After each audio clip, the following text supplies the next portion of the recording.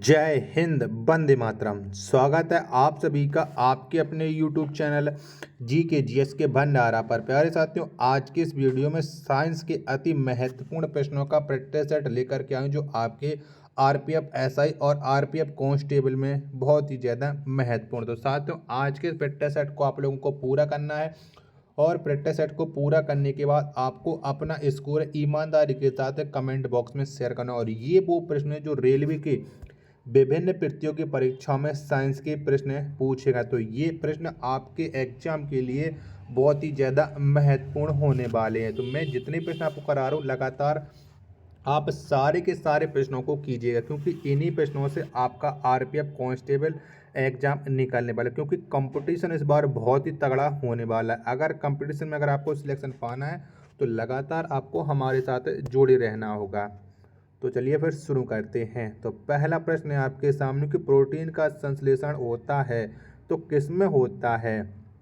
तो राइबोसोम में प्रोटीन का संश्लेषण होता है। एक का आंसर ऑप्शन संख्या बी इस प्रश्न का राइट आंसर हो जाएगा। प्रश्न संख्या 2 है आपके सामने कि माइटोकॉन्ड्रिया का संबंध है तो किससे है। तो श्वसन से है माइटोकॉन्ड्रिया का संबंध। 2 का राइट आंसर ऑप्शन संख्या सी इस प्रश्न का राइट आंसर हो जाएगा। प्रश्न संख्या 3 है आपके सामने कोशिका के अंदर ऊर्जा का निर्माण किसके द्वारा होता है। किसके द्वारा होता है। तो कोशिका के अंदर जो ऊर्जा का निर्माण होता है वो माइटोकॉन्ड्रिया के द्वारा होता है। 3 का राइट आंसर ऑप्शन संख्या डी इस प्रश्न का राइट आंसर हो जाएगा। प्रश्न संख्या 4 है आपके सामने कि पादप कोशिका में DNA होता है तो किस में होता है। तो पादप कोशिका में जो DNA होता है वो हरित लवक में होता है, माइटोकॉन्ड्रिया में होता है और केंद्रक में होता है, यानी सभी में होता है। 4 का राइट आंसर ऑप्शन संख्या डी इस प्रश्न का राइट आंसर हो जाएगा। प्रश्न संख्या 5 है आपके सामने कि मानव शरीर के कौन से अंग में लसिका कोशिकाएं बनती हैं। तो कौन से अंग बनते हैं। तो लसिका जो कोशिकाएं हैं वो दीर्घ स्थिति में बनती हैं, यानी 5 का राइट आंसर ऑप्शन संख्या बी इस प्रश्न का राइट आंसर हो जाएगा। अगला प्रश्न प्रश्न संख्या 6 है आपके सामने कोशिका सिद्धांत का प्रतिपादन किसने किया। तो किसने किया था। तो कोशिका सिद्धांत का जो प्रतिपादन किया था वो किया था स्लाइडेन और स्वान ने, यानी 6 का राइट आंसर ऑप्शन संख्या सी इस प्रश्न का राइट आंसर हो जाएगा।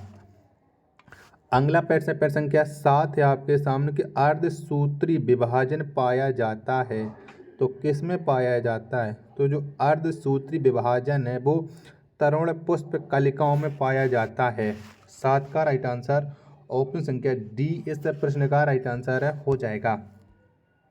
नेक्स्ट प्रश्न है आपके सामने प्रश्न संख्या 8 है कि ATP का निर्माण होता है तो किसमें होता है ATP का निर्माण। तो माइटोकॉन्ड्रिया में ATP का निर्माण होता है। 8 का राइट आंसर ऑप्शन संख्या सी इस प्रश्न का राइट आंसर हो जाएगा। प्रश्न संख्या 9 है आपके सामने कि किस दूध में लैक्टोज शर्करा का प्रतिशत अधिक होता है। तो बताओ किस दूध में होता है, यानी कौन से जानवर के दूध में होता है। तो लैक्टोज जो शर्करा का प्रतिशत अधिक होता है वो बकरी के दूध में होता है। 9 का राइट आंसर ऑप्शन संख्या बी इस प्रश्न का राइट आंसर हो जाएगा। प्रश्न संख्या 10 है आपके सामने कि हाइड्रोफोबिया रोग होता है तो किसके द्वारा होता है। तो जो हाइड्रोफोबिया का रोग होता है वो विषाणु के द्वारा होता है। 10 का राइट आंसर ऑप्शन संख्या सी इस प्रश्न का राइट आंसर हो जाएगा। प्रश्न संख्या 11 है आपके सामने कि सबसे ज़्यादा दिन तक जीवित रहने वाला पक्षी है। तो इनमें से कौन सा पक्षी है जो सबसे ज़्यादा दिन तक जीवित रहता है। तो वो पक्षी है ऑस्ट्रिच। 11 का आंसर ऑप्शन संख्या सी इस प्रश्न का राइट आंसर हो जाएगा। प्रश्न संख्या 12 है आपके सामने कि चमगादड़ किस वर्ग का प्राणी है। तो कौन से वर्ग का प्राणी है चमगादड़। तो ये है मेमेलिया वर्ग का प्राणी। 12 का आंसर ऑप्शन संख्या ए इस प्रश्न का राइट आंसर हो जाएगा। प्रश्न संख्या 13 है आपके सामने कि एथलीट फुट बीमारी होती है तो ये किससे होती है। तो जो एथलीट फुट की बीमारी है वो फफूंदी से होती है। 13 का राइट आंसर ऑप्शन संख्या बी इस प्रश्न का राइट आंसर हो जाएगा। साथियों, अगर आपको ये वीडियो पसंद आ रही तो प्लीज़ वीडियो को लाइक, कमेंट और चैनल को सब्सक्राइब करना ना भूलें। प्रश्न संख्या 15 है आपके सामने कि एटीपी का निर्माण होता है तो किस में होता है। तो एटीपी का जो निर्माण होता है वो माइटोकॉन्ड्रिया में होता है। 14 का आंसर ऑप्शन संख्या सी इस प्रश्न का राइट आंसर हो जाएगा। प्रश्न संख्या 15 है आपके सामने कोश का सिद्धांत दिया तो किसने दिया था। तो कोश का सिद्धांत जो दिया था वो दिया था स्लाइडेन एवं स्वान ने। 15 का आंसर ऑप्शन संख्या सी इस प्रश्न का राइट आंसर है हो जाएगा। नेक्स्ट प्रश्न संख्या 16 है आपके सामने कि रुधिर परिसंचरण तंत्र की खोज करने वाला प्रथम वैज्ञानिक है तो किसने खोज की थी। तो ये खोज की थी विलियम हार्वे ने। 16 का आंसर ऑप्शन संख्या ए इस प्रश्न का राइट आंसर है हो जाएगा। प्रश्न संख्या 17 है आपके सामने कि विषाणु की खोज की थी तो किसने की थी। तो विषाणु की जो खोज की थी वो की थी इवानोव्स्की ने। 17 का आंसर ऑप्शन संख्या सी इस प्रश्न का राइट आंसर है हो जाएगा। अगला प्रश्न संख्या 18 है आपके सामने कुत्ते के काटने पर वायरस के द्वारा जो रोग उत्पन्न होता है वह कहलाता है। तो कौन सा रोग उत्पन्न होता है कुत्ते के काटने से। तो ये होता है हाइड्रोफोबिया। 18 का आंसर ऑप्शन संख्या बी इस प्रश्न का राइट आंसर हो जाएगा। 19वां प्रश्न आपके सामने कि जीवाणु की खोज सर्वप्रथम की थी तो किसने की थी।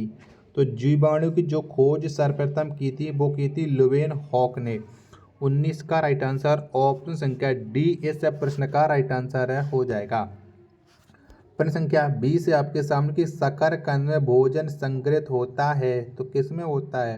तो शकरकंद में जो भोजन संग्रहित होता है वो जड़ों में होता है। 20 का आंसर ऑप्शन संख्या बी इस प्रश्न का राइट आंसर है हो जाएगा।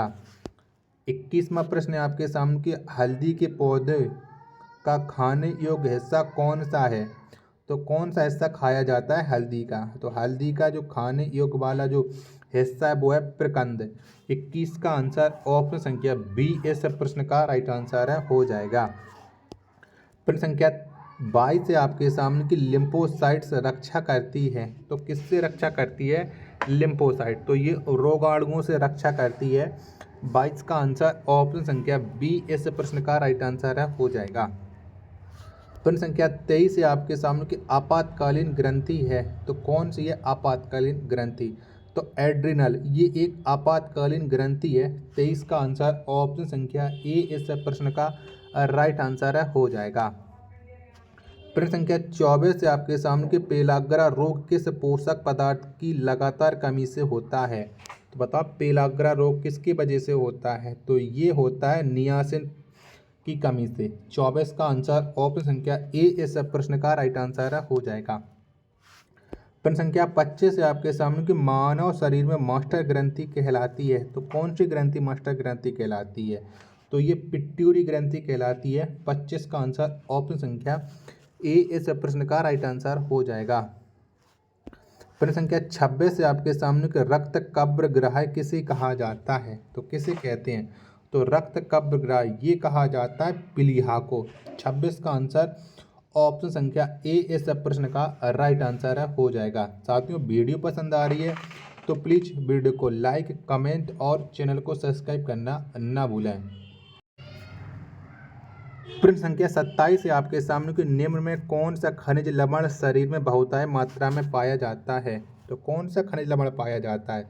तो कैल्शियम ये शरीर में बहुत ही ज़्यादा मात्रा में पाया जाता है। 27 का राइट आंसर ऑप्शन संख्या बी इस प्रश्न का राइट आंसर है हो जाएगा। प्रश्न संख्या 28 से आपके सामने कि लड़का पैदा होगा जब। तो बताओ लड़का कब पैदा होता है।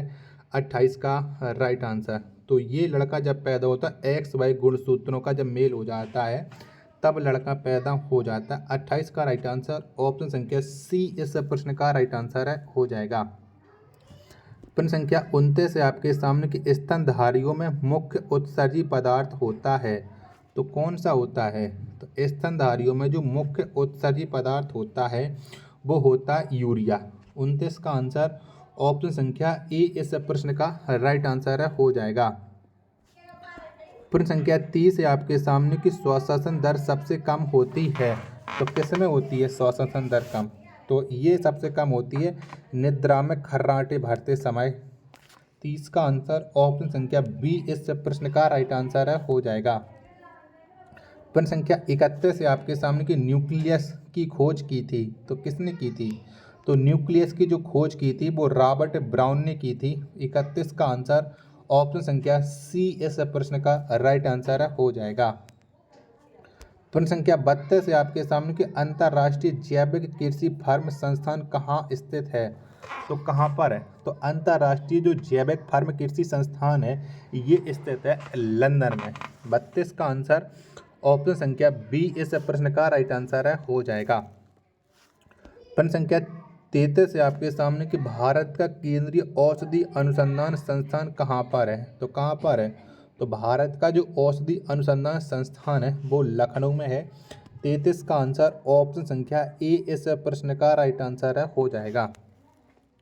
अगला प्रश्न संख्या 34 है कि फेफड़ों में रक्त पहुंचाने वाला अंग है, तो कौन सा अंग पहुंचाता है फेफड़ों में?